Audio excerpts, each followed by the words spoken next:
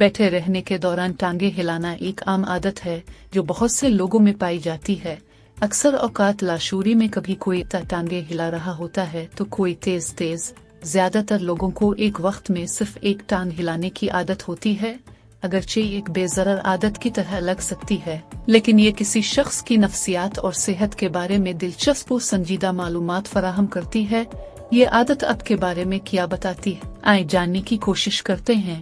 बाज़ सूरतों में ये आदत सेहत की बुनियादी हालतों से मुंसलिक हो सकती है।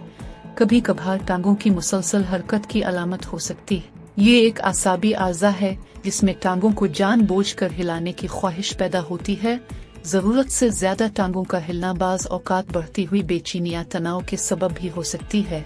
यानी जब इंसान बहुत गहरी सोच में हो या कोई परेशानी हो, तब भी बेधियानी में टांग हिलने लगती है। अगर ये आदत आपको बहुत ज्यादा परेशान करती है तो मुनासिब तशखीस के लिए अपने डॉक्टर से मशवरा करना जरूरी है। जो लोग आदतना अपनी टांगे हिलाते हैं वो दरअसल अपनी परेशानी पर काबू पाने की कोशिश कर रहे होते हैं।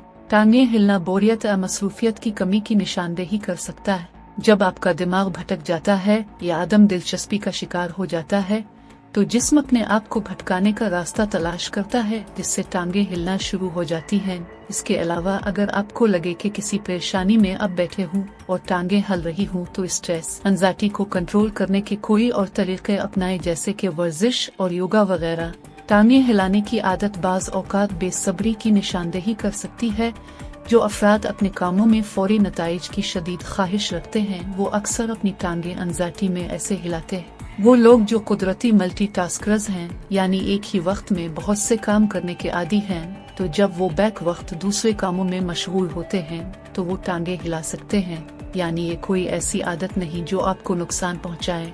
अलबत्ता ये अपनी कैफियत छुपाने या तनाव में जाहिर किया जाने वाला एक जज्बा है।